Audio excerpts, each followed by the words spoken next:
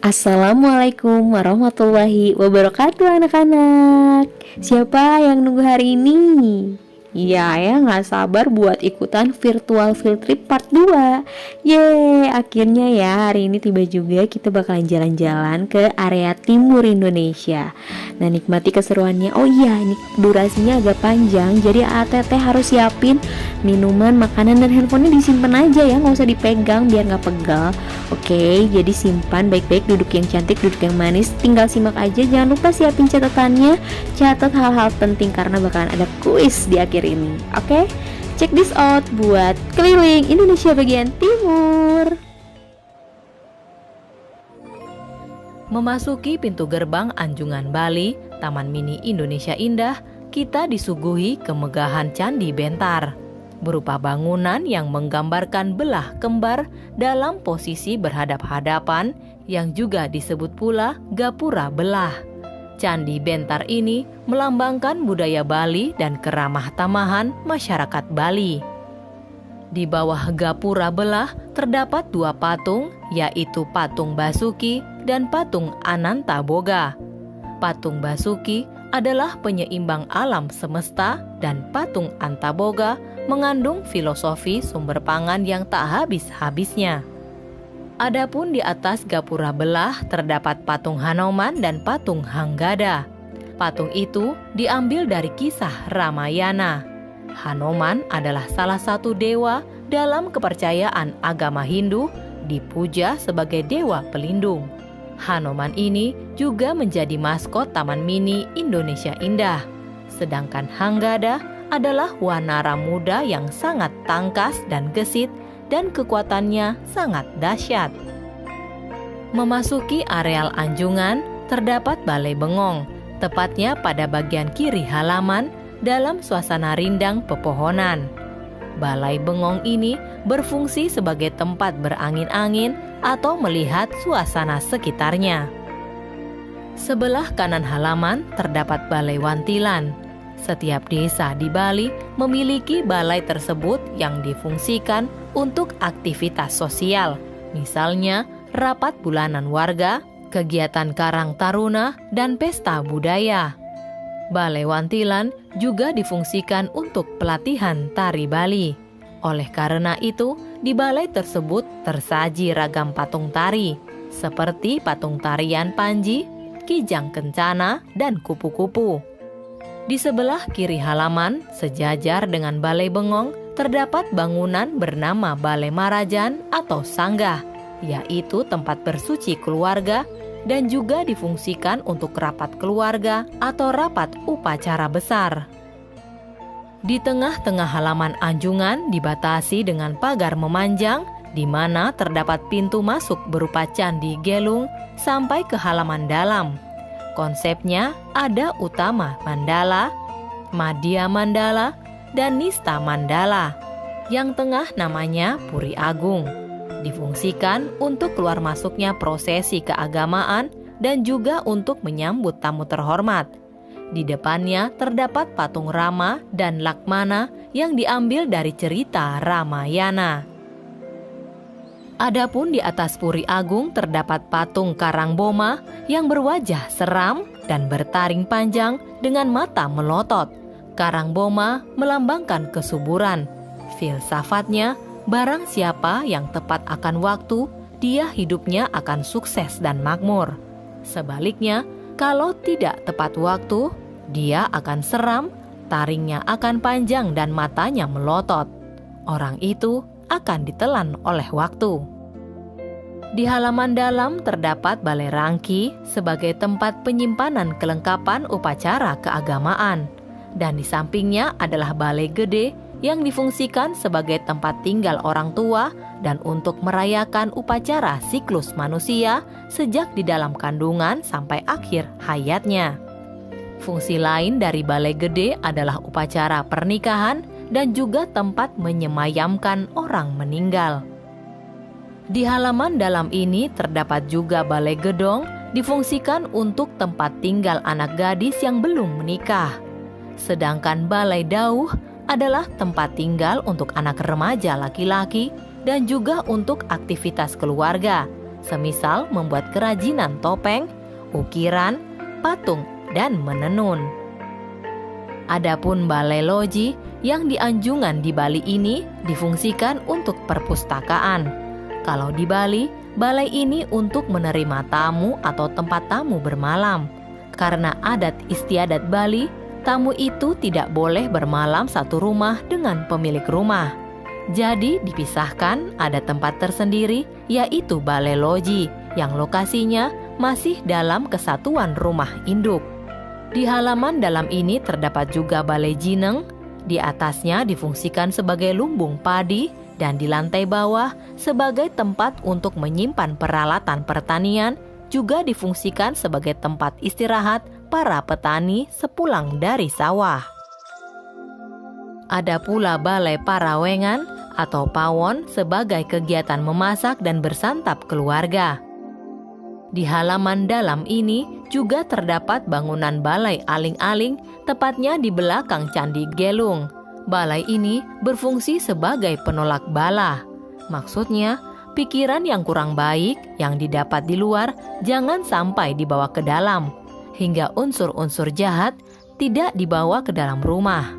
Balai ini juga untuk membaca kitab suci Weda. Anjungan ini juga terdapat balai yang khusus memasarkan produk-produk kerajinan tangan, di antaranya patung, topeng, kain tenun, dan lain-lain. Umumnya merupakan karya seni yang bercorak spesifik Bali. Berbagai karya seni itu juga dapat dijumpai di Anjungan Bali. Provinsi Kalimantan Selatan beribu kota Banjarmasin. Di provinsi ini banyak terdapat hutan dan sungai-sungai besar.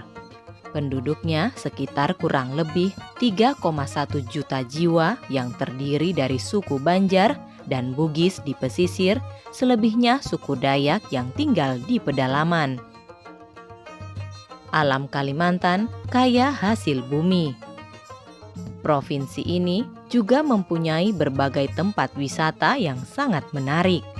Kalimantan Selatan terbagi atas 11 kabupaten dan 2 kota. Masuki Anjungan terdapat sebuah bangunan utama rumah adat suku Banjar, yaitu Rumah Bubungan Tinggi atau Rumah Lambung Mangkurat. Rumah adat suku Banjar ini sudah dikenal sejak masa Sultan Suryansyah pada abad ke-16 dan biasa ditempati oleh bangsawan. Bentuk rumah ini memanjang ke depan, lantainya dibuat berjenjang dan semakin meninggi pada bagian tengah bangunan di bawah bubungan, lalu menurun ke belakang. Tangga rumah pun ada 2 buah, yakni terletak di depan dan di belakang. Seluruh rumah bubungan tinggi dipenuhi ukiran pada pintu, dinding bagian atas, tiang, pertemuan tiang dengan balok, tangga, dan atap. Ragam hias ukiran biasanya pola bunga, buah, dan daun. Pola bunga meliputi melati, mawar, teratai, dan kaca piring. Pola buah antara lain belimbing, manggis, nenas, dan cengkeh. Sedangkan pola daun misalnya daun ceremai. Di samping itu, ada pula ukiran pola pucuk rebung dan gigi haruan. Secara umum, ragam hias tersebut melambangkan kesuburan dan kedamaian. Hiasan di puncak atap berupa 2 ekor burung enggang, dan di kedua ujung bubungan diberi hiasan jamang berupa ukiran paruh dan 2 sayap kanan kiri. Di bagian bawah penampik lantai Anjungan dan penampik lapangan Pamedangan diukir dengan ragam hias naga. Hiasan burung enggang melambangkan dunia atas, sedangkan hiasan naga atau kepala naga melambangkan dunia bawah. Di Anjungan, Kalimantan Selatan, rumah bubungan tinggi dipergunakan untuk peragaan berbagai aspek budaya Kalimantan Selatan.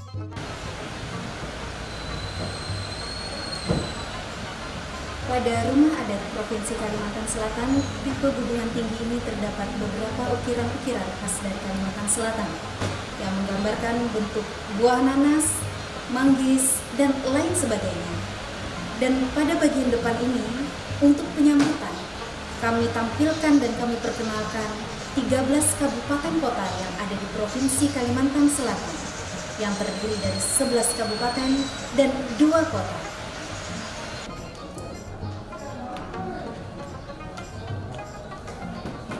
Kalimantan Selatan memiliki banyak alat musik khas.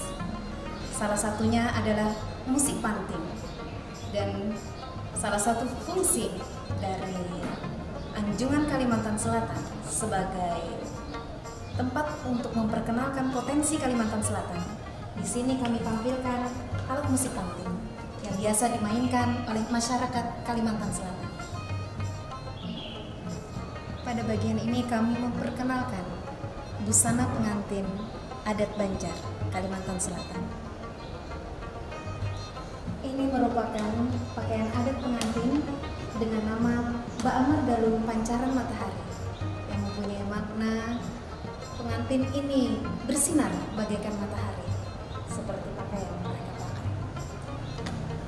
Berikutnya adalah busana pengantin Bagajah Gamuling Baular Ungu. Dan pakaian adat Banjar Kalimantan Selatan ini dipengaruhi oleh kerajaan ini. Dan berikutnya terus berkembang hingga Islam masuk ke Kalimantan Selatan.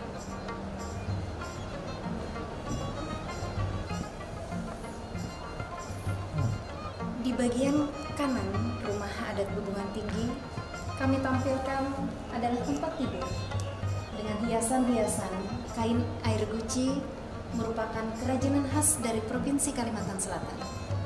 Dan di kanan dan kirinya juga kami tampilkan beberapa kerajinan kuningan yang dimiliki oleh Provinsi Kalimantan Selatan pada zaman dahulu.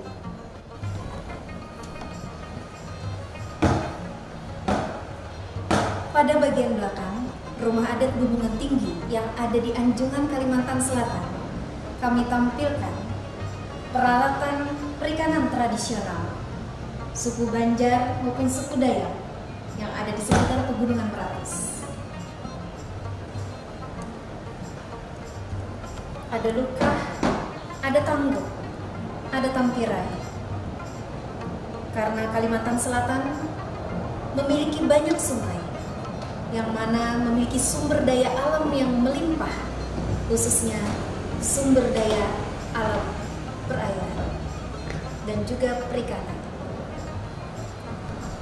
Kami juga menampilkan peralatan tradisional di bidang pertanian yang digunakan oleh masyarakat Kalimantan Selatan, baik untuk bercocok tanam, mengolah padi, ataupun peralatan perkebunan lainnya.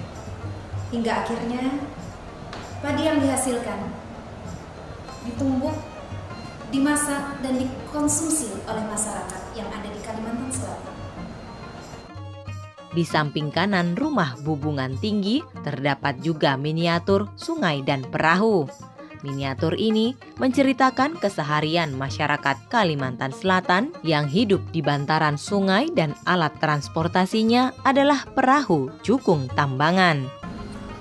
Selain Rumah Bubungan Tinggi, ada juga Balai Laki dan Balai Bini. Kedua bangunan balai ini berhadapan, berada di samping belakang Rumah Bubungan Tinggi. Filosofi balai ini menggambarkan pasangan hidup.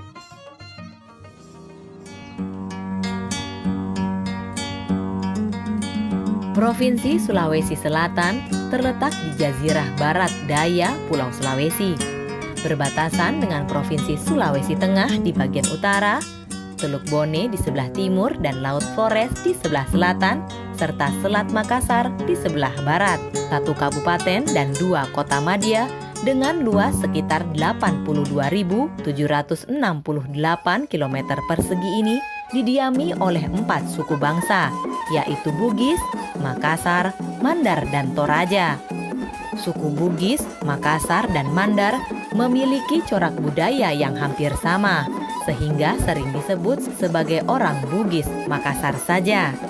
Mereka umumnya tinggal di daerah pesisir dan terkenal sebagai pelaut yang ulung. Sebaliknya, suku Toraja yang tinggal di pedalaman memiliki kebudayaan yang sangat berbeda. Memasuki Anjungan, rumah adat yang pertama adalah duplikat Istana Raja Sultan Hasanuddin yang dalam adat Bugis disebut Sao Raja, Salasa, atau Bala Lompo dalam adat Makassar. Di halaman Anjungan terdapat patung pahlawan nasional Sultan Hasanuddin sebagai lambang kepahlawanan rakyat Sulawesi Selatan.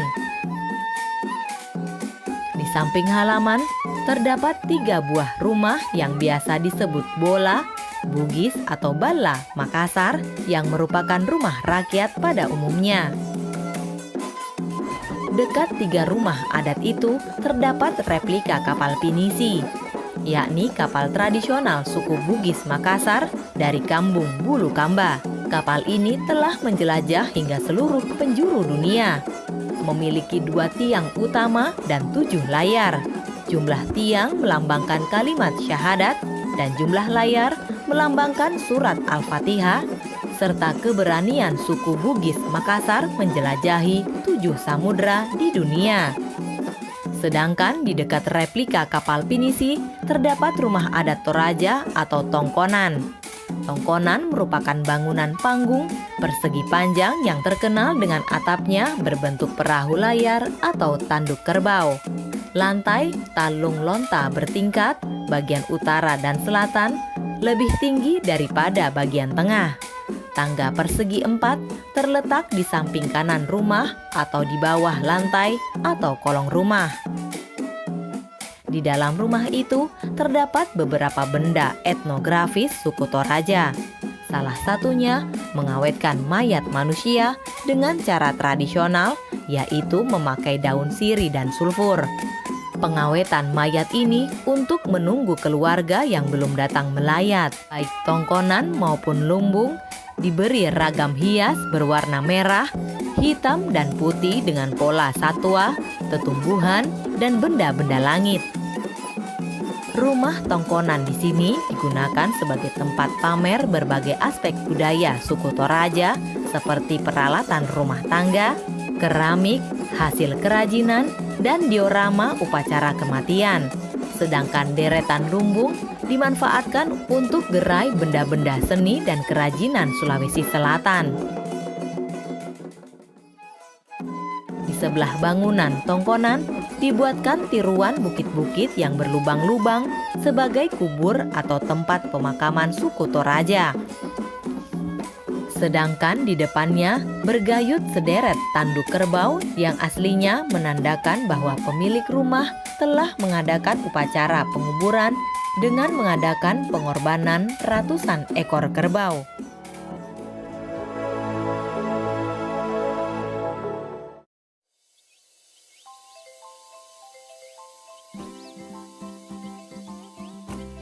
Provinsi Nusa Tenggara Timur memiliki potensi alam yang mengagumkan. Keberadaannya bisa menjadi objek wisata unggulan. Beberapa objek wisata yang dikenal secara luas diantaranya Taman Nasional Komodo. 2 patung Komodo menyambut setiap pengunjung yang baru datang setelah pintu gerbang di Anjungan Nusa Tenggara Timur.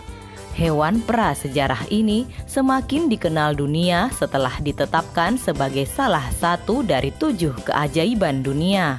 Satwa ini aslinya hanya bisa ditemukan di Nusa Tenggara Timur, tepatnya di Pulau Komodo dan Pulau Rinca.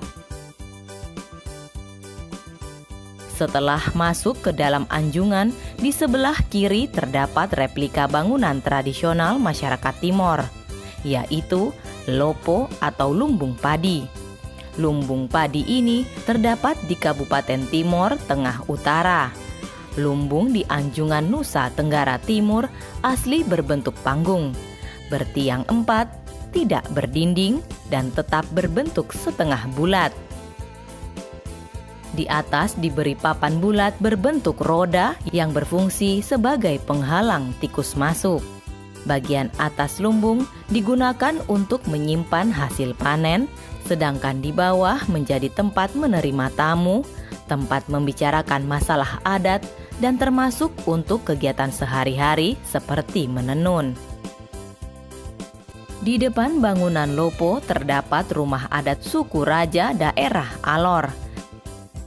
Tepat di tengah anjungan terdapat bangunan rumah adat Temukung yang sudah dimodifikasi yang merupakan bangunan utama Anjungan Nusa Tenggara Timur. Rumah adat ini milik masyarakat Flores, mengambil bentuk replika istana kerajaan Kupang. Di atas rumah adat Temukung diletakkan rapi beragam pakaian adat sampai busana tradisional pengantin seluruh daerah yang ada di wilayah Provinsi Nusa Tenggara Timur. Bangunan lainnya adalah rumah adat Sumba yang dikenal dengan rumah adat Ende, sebuah rumah yang bernama Uma Batangu atau Uma Kalada. Lantai dasar untuk kantor, sedangkan lantai 2 sebagai ruang pameran berbagai pakaian adat motif patola, berbagai kain tenun ikat bercorak khas, baik motif maupun warnanya, kerajinan anyaman tempat sirih dari pohon gewang, dan tanduk kerbau yang disusun.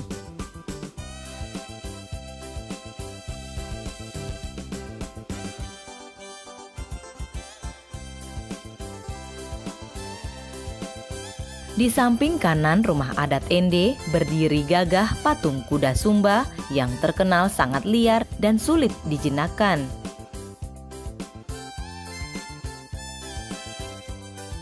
Di belakang patung kuda Sumba tersaji rumah adat Rote yang disebut Uma Tua. Rumah adat ini bergaya modifikasi modern dengan atapnya berbentuk sombrero Rote melengkung indah.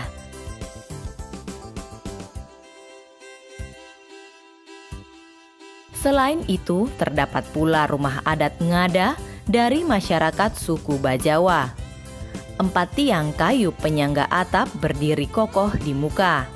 Sementara bagian depan rumah terdapat tembok pembatas yang tidak terlalu tinggi sebelum masuk ke bagian emperan rumah.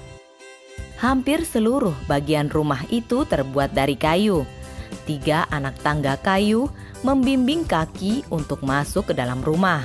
Dinding yang terdapat pada bagian tangga itu penuh dengan hiasan ukir. Itulah rumah adat masyarakat Ngada yang berada di Anjungan Nusa Tenggara Timur, Taman Mini Indonesia Indah.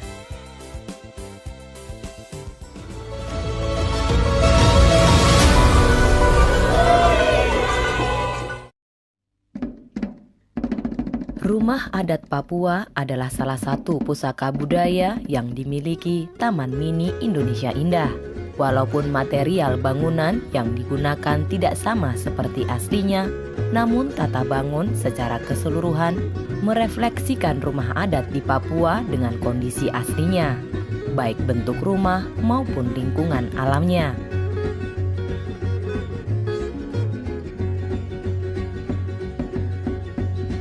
Ada 3 buah rumah adat yang ditampilkan di Anjungan Papua. 1 adalah tipe rumah di pegunungan, tipe rumah pesisir,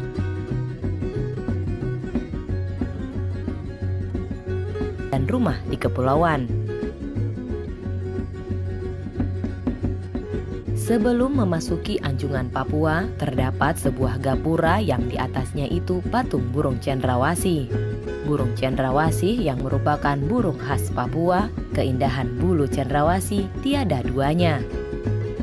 Begitu memasuki Anjungan Papua, pengunjung disambut oleh 2 patung replika dari suku Papua yang sedang menari lengkap dengan pakaian adatnya. Setelah itu di sebelah kanan terdapat bangunan panjang dari suku Biak bernama Rumah Rumsram. Rumsram adalah salah satu rumah tradisional suku Biak Nunfor di pantai utara Papua. Rumah ini dipenuhi dengan ukiran khas Papua yang menggambarkan sosok nenek moyang. Room seram aslinya ditujukan untuk kaum laki-laki. Perempuan dilarang masuk atau mendekati rumah ini. Di Papua, rumah ini berfungsi sebagai kegiatan dalam mengajar dan mendidik para lelaki yang mulai beranjak remaja dalam mencari pengalaman hidup. Sebelah kiri setelah bangunan room seram, terdapat bangunan utama dari Anjungan Papua adalah rumah tradisional bernama Kariwari dari suku Tobati, Enggros yang menghuni tepian Danau Sentani di Kabupaten Jayapura. Bangunan berbentuk kerucut, tinggi ke atas ini dikelilingi danau buatan dengan diorama perahu Asmat yang dinaiki oleh 8 orang pria suku Asmat. Rumah ini aslinya ditujukan khusus untuk laki-laki, sama seperti halnya rumah room seram. Di Anjungan Papua, bangunan ini terdapat 2 lantai. Pengunjung dapat melihat berbagai macam replika sampai benda-benda asli suku-suku yang berdiam di Papua yang dikirim langsung dari tanah Papua. Di lantai 1 tersaji salah satu benda asli, yaitu embis. Embis ini patung arwah milik suku Asmat. Patung ini karya asli suku Asmat. Dan banyak sekali ragam ukiran, motif kain,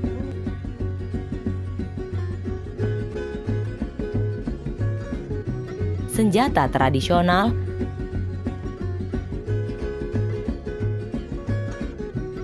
miniatur pemukiman suku-suku di Papua,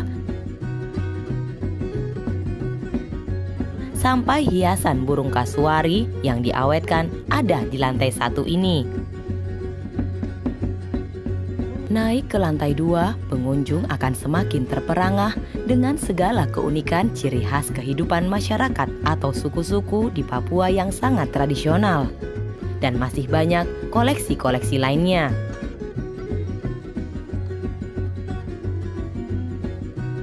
Sedangkan di depan rumah Kariwari terdapat replika pemukiman suku Dani adalah rumah Honai. Suku Dani mengenal konsep pemukiman yang disebut sili. Sili merupakan lingkungan yang dihuni oleh sebuah keluarga. Pintu rumah Honai yang kecil dan tidak berjendela bertujuan untuk menahan hawa dingin pegunungan Papua. Suku Dani tinggal di daerah Wamena yang berada di pegunungan tengah, yang berada di ketinggian 3.500 dari permukaan laut. Kondisi tersebut membuat Honai didesain seperti rumah iglo di kutub utara untuk menahan dingin. Struktur bangunan rumah adat suku Dani memiliki tinggi kurang lebih 2,5 meter. Di bagian tengah rumah disiapkan tempat untuk membuat api unggun guna menghangatkan tubuh penghuninya manakala suhu udara dingin.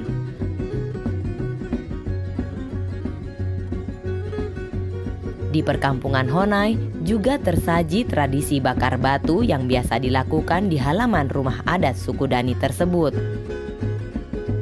Hingga kini, rumah Honai secara turun-temurun masih dibangun sebagai tradisi warisan leluhur yang terus dilestarikan. Di depan pemukiman suku Dani terdapat sebuah bangunan yang dilengkapi panggung. Bangunan ini terdapat ukiran-ukiran khas Papua di dinding bagian atasnya. Bangunan ini juga diperuntukkan untuk menampilkan berbagai tarian tradisional,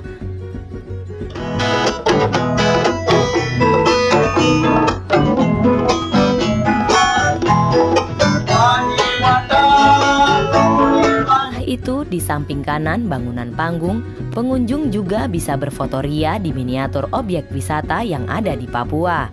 Miniatur pegunungan bersalju ini merupakan ikon Papua karena Puncak Jaya atau yang sering disebut Karstens Pyramid adalah salah satu dari 7 puncak tertinggi di dunia.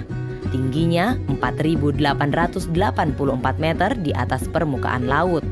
Uniknya, puncak ini diselimuti salju dan satu-satunya gunung bersalju di Khatulistiwa.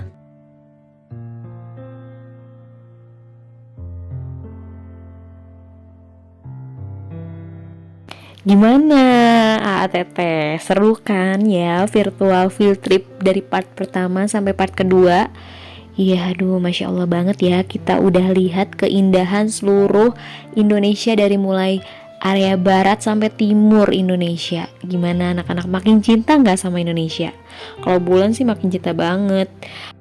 Lihat dari mulai keragaman suku budayanya, kemudian adat istiadatnya, rumah adatnya, macam-macam, ternyata punya filosofi yang benar-benar dalam gitu buat kita semuanya. Nah, itu semuanya kita jadikan pelajaran dan juga jadikan sebagai kebanggaan untuk diri kita sendiri. Karena apa? Negara kita itu kaya banget. Iya, kaya banget akan budaya, sosial, ya, semuanya. Makanya banyak loh orang asing yang pingin banget tinggal di Indonesia. Karena apa? Karena budayanya yang kaya. Kalau kita cuma diem di Indonesia tapi kita bisa ke banyak tempat yang macem-macem ragamnya. Beda lagi kalau kita keluar negeri, cuman satu tapi ya gitu-gitu aja kebudayaannya. Jadi kita patut bangga banget sama negara Indonesia. Seru ya anak-anak ya. Nah anak-anak, untuk mereview semua ini nanti akan ada kuis. Kalian kerjakan kuisnya dengan baik. Makanya tadi yang nyatetnya belum betul, kalian boleh review lagi tuh ya video ini. Terus catatannya dilengkapi supaya ketika menjawab kuisnya kalian bisa lihat buku tuh. Boleh banget lihat buku ya, sesuai dengan catatan kalian. Nah itu dia kunjungan kita ke TMII. Mudah-mudahan bisa menumbuhkan rasa cinta kalian sama tanah air kita ini, Indonesia. Kalian itu generasi penerus bangsa. Masa depan Indonesia itu ada di tangan kalian. Jadi kalau misalnya kalian udah cinta sama Indonesia, ibu yakin banget Indonesia ini akan menjadi negara yang maju dan juga bisa dipandang oleh seluruh dunia. Jadi sekarang belajar yang rajin ya. Tugas kalian cuma itu, gak macem-macem. Gak usah mikirin hal-hal lain. Harus belajar yang rajin. Semangat terus ya ATT kelas 4C. Sekian dari ibu. Yuk check this out buat kuisnya. Sampai jumpa di virtual field trip yang lain. Wassalamualaikum warahmatullahi wabarakatuh.